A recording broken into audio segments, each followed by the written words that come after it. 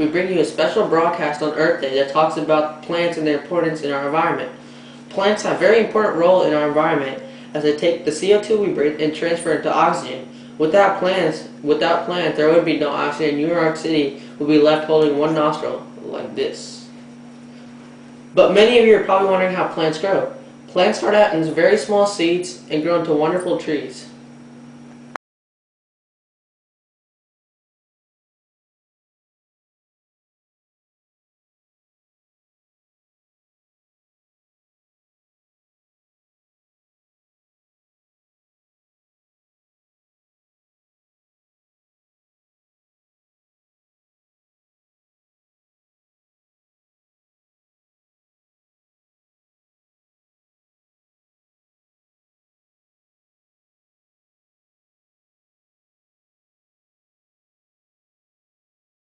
Plants get their energy when ADP bonds are broken down to get ADP plus P.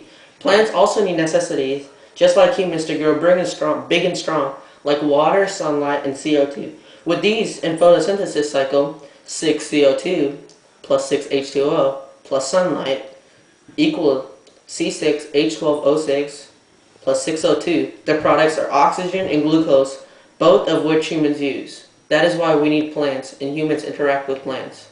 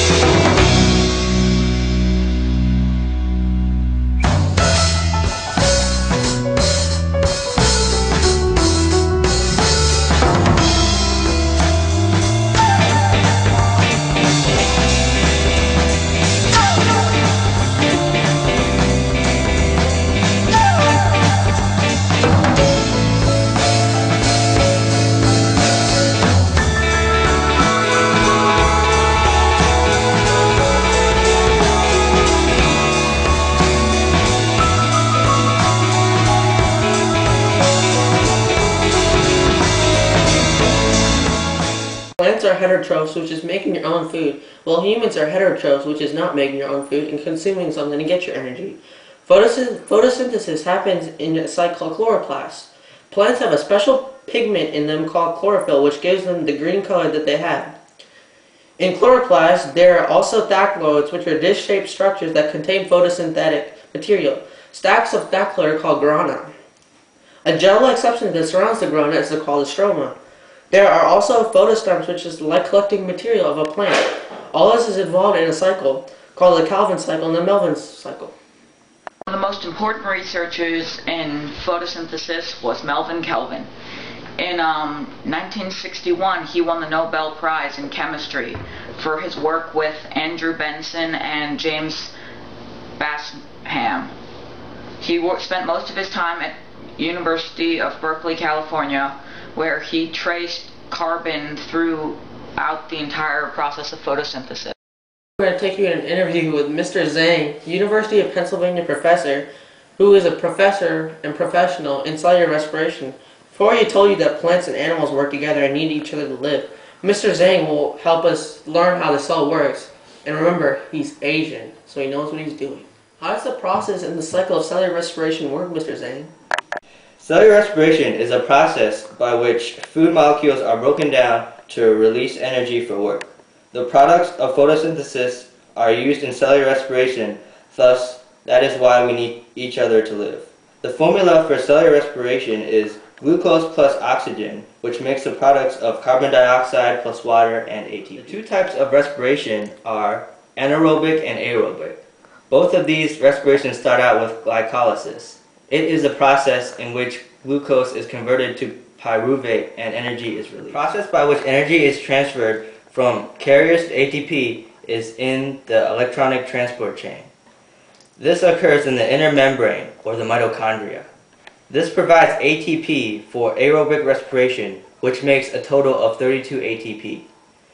As you can see, another form of cellular respiration is anaerobic. Muscle cramps and fatigue. Animal cells are not capable of alcoholic fermentation. Instead, they use lactic acid fermentation. All cells are able to synthesize ATP via the process of glycolysis. In many cells, if oxygen is not present, pyruvate is metabolized in a process called fermentation. By oxidizing the NADH produced in glycolysis, fermentation regenerates NAD+, which can take part in glycolysis once again to produce more ATP. The net energy gain in fermentation is 2 ATP molecules per molecule of glucose. Fermentation complements glycolysis and makes it possible for ATP to be continually produced in the absence of oxygen. There are two types of fermentation. Alcohol fermentation, which occurs in yeast, results in the production of ethanol and carbon dioxide. Lactic acid fermentation, which occurs in muscle, results in the production of lactate. Both types of cellular respiration are needed for organisms to survive on this planet. Plants are autotrophs, which is making your own food, while humans are heterotrophs. Photosynthesis happens in a site called chloroplast. Plants have a special pigment.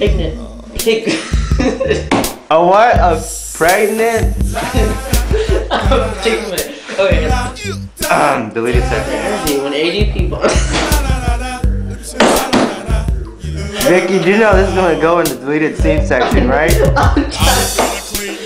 Stop recording. Okay. Plants got their.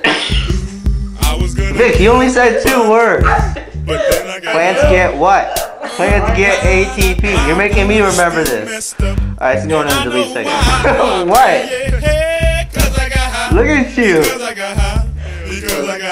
Plants, as you know, some of you know, make their own food themselves, which is called autotrophs. As humans consume their own food, which is called heterotrophs.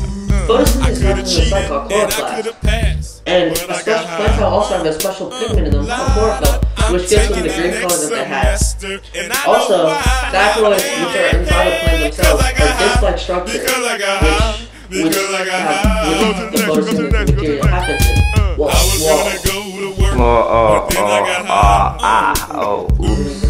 Respiration is a process by which food molecules are broken down to release energy for work. The products of photosynthesis are used in cellular respiration, thus they need other...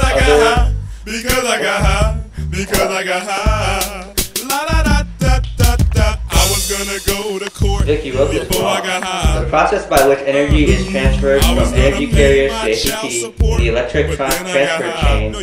The process by which energy is transferred from carriers to ATP is the electronic transfer chain. This occurs in the inner membrane of the mitochondria. It provides... I wasn't gonna run from the cops. Yeah, I know you're Asian way of thinking. The process by which energy is transferred from carriers to ATP is the electronic transport chain. Damn it! I got the suit. I got the suit. Because I got high. Because I got high.